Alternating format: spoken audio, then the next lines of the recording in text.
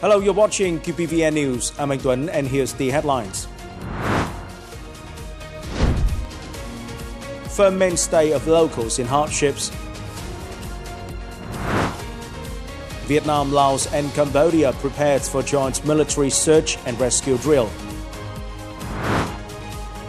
Vietnamese enterprises stay active to seize opportunities from FTAs. On August the 10th, head of the party's Central Committee's Commission for Information, Education and Mass Mobilization, Nguyễn Trọng Nghĩa, and the working delegation visited Army Corps 34. Major General Nguyễn Bá Lực, Deputy Chief of the General Staff of the Vietnam People's Army, also joined the delegation. In the past time, the context of the newly established units with great requirements in task, the Party Committee and Command of Army Corps 34 have united, overcome difficulties, quickly stabilized its organization and staff while strictly maintaining discipline and combat readiness. Mr. Nguyễn Trọng Nghĩa requested Army Corps 34 to synchronously implement solutions, focusing on implementing its advisory role towards the Central Military Commission and Ministry of National Defense and adjusting plans suitable to the two-tier government apparatus. Prolonged heavy rains have caused landslides in many upland areas of Điện Biên province, compounding the already difficult lives of local residents. In the midst of hardships, Uncle Ho soldiers are present at the hardest hit areas to help people overcome the consequences of natural disasters. With the spirit of helping the people as if helping one's own family, the officers and soldiers of Division 355, Military Region 2, have stood shoulder to shoulder with the locals during their most difficult days, giving them more faith and hope so that every village may soon recover after the floods. For a week now, soldier Quang Văn Điện and his comrades have remained stationed in Suối Lư village, which has just endured a devastating flash flood, sweeping away houses and leaving the village in ruins. Receiving orders at night, troops of Regiment 82 rushed to the scene. Hands, once accustomed to holding guns, now using shovels and hoes to dig earth, clearing mud and houses, moving belongings to safety. They are contributing to soon bringing the village back to a peaceful life.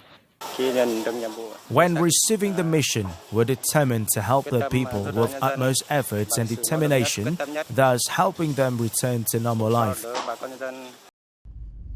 The already rugged terrain in mountainous communes such as Sa Dung, Mường Luân and Tìa Dình became even more inaccessible after the floods. Landslides block roads, many roads are cut off, and floodwaters still flow fiercely. Yet, these soldiers of Division 355 cross forests and streams to reach the village. We're happy and told each other, these soldiers are here, these soldiers are here, we will survive. I wish to express my most sincere gratitude to them.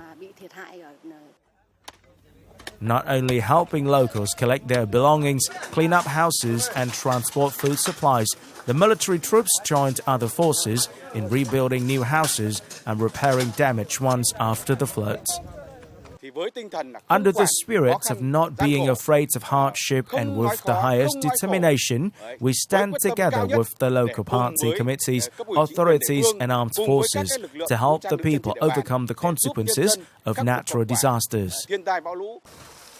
Amidst overwhelming challenges, the civil-military bond has once again been strengthened, providing more strength for the locals to stand firm and move towards a peaceful life.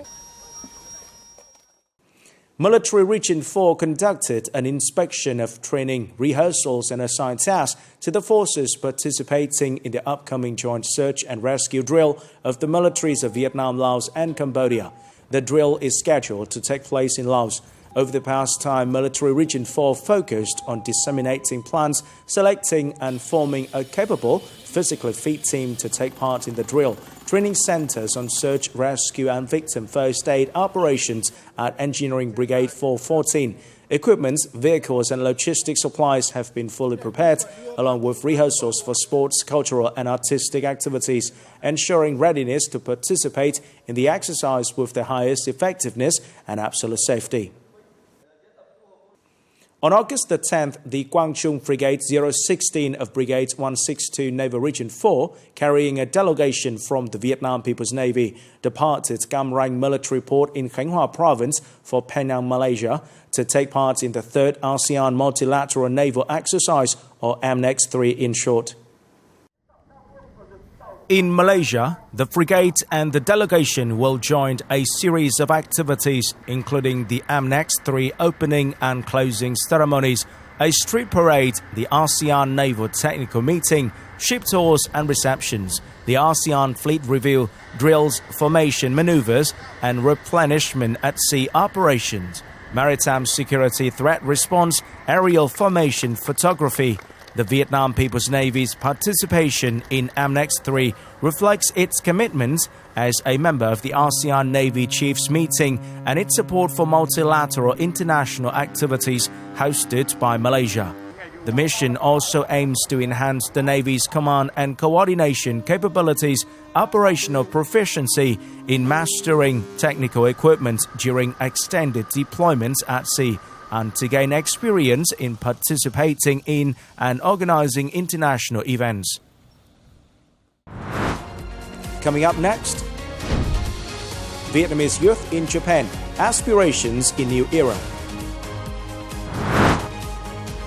Vietnamese enterprises stay active to seize opportunities from FTAs. On August the 9th, at the Consulate General of Vietnam in Osaka, the Vietnamese General Association in Kansai and the Vietnamese Youth and Student Association in Japan, or VISA in short, jointly held the first Vietnamese Youth in Japan Forum themed Vietnamese Youth in Japan, Aspirations in the New Era.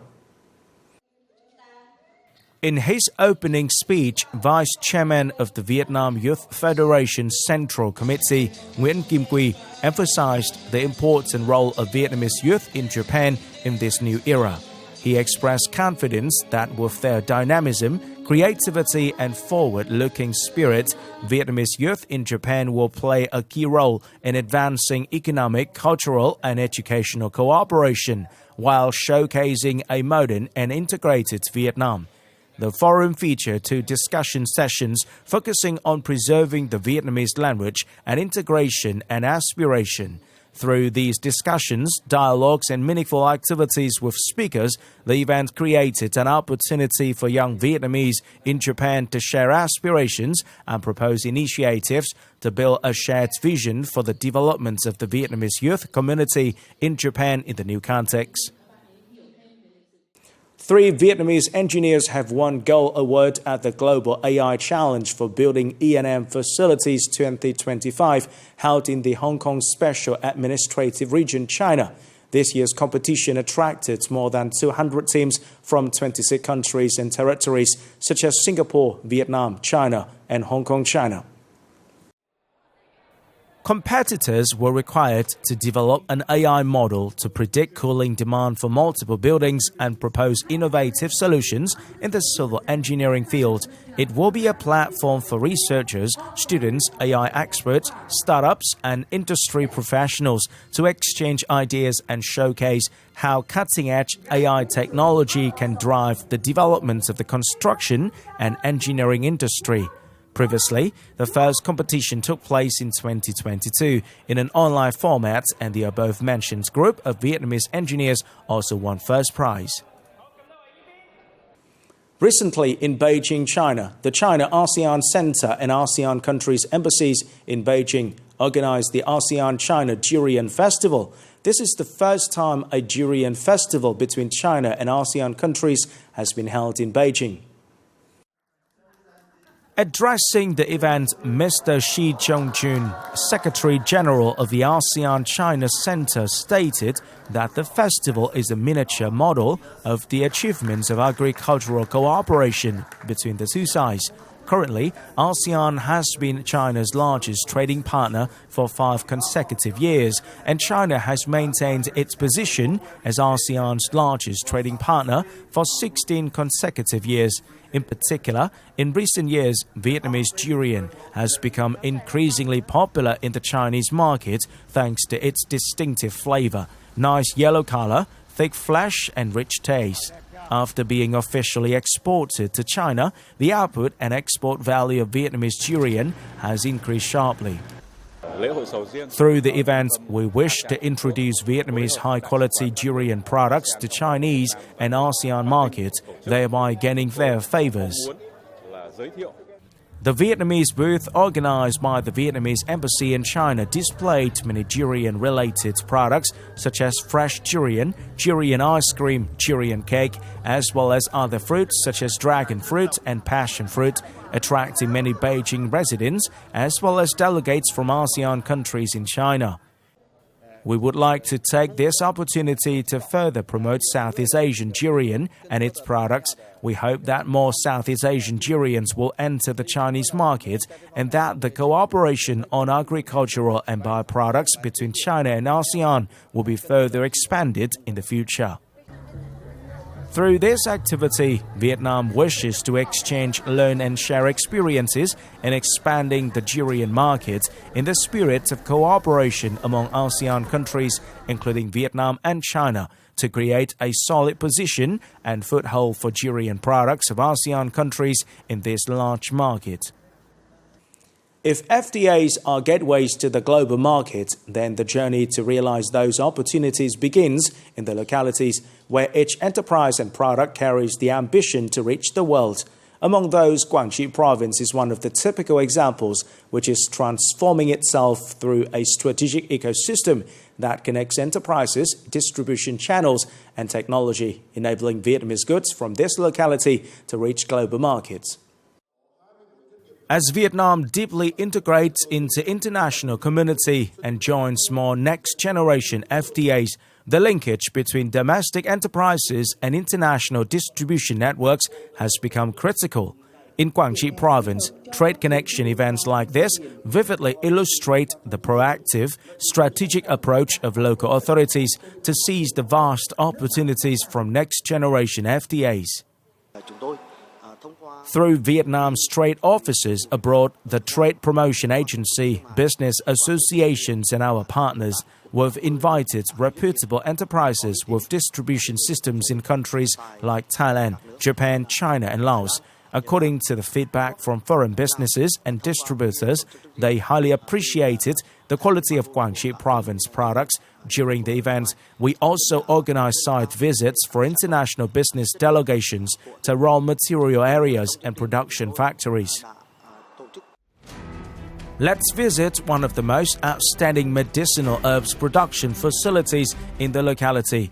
With a closed production process meeting high-quality standards, this company sets its targets to introduce made in Quảng herbal products to both domestic and international consumers.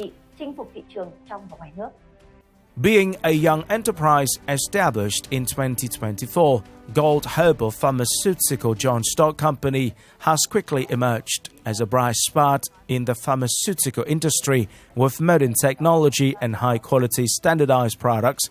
From the locally organic raw material area, this enterprise has made efforts to conquer the international market, bringing the quintessence of Vietnamese medicinal herbs to the world, where Vietnamese knowledge blends with creativity and global standards. Our company's direction is to develop both domestic and export markets, including China, Japan, Thailand, and the US. To achieve this goal from the outset, we've aimed for GMP certification. We are also finalizing our dossier for OCOP certification and studying the specific standards of each export market to meet the quality requirements. I visited several factories. Many are upgraded to meet GMP standards, such as pharmaceutical factories. It's the right direction for international promotion. I also visited rice processing factories in Quảng province. They produce organic, GMP and safe rice products. The packaging, design and production standards are all excellent. To access Thailand market and globally as well, enterprises must understand the taste of each country, whether they favor sweet, salty or other flavors to tailor products accordingly. FTAs open doors and bring great opportunities for businesses. but it is domestic strength, market-minded thinking, and proactive connection that will ultimately determine how far localities and companies can go. Guangxi Province is not only a typical example, but also a vivid testament to the spirit of proactive, responsible, and sustainable integration from every cell of the national economy. This is the end of the QPVN News today. Remember to watch our news again at qpvn.vn. Thank you for watching and goodbye for now.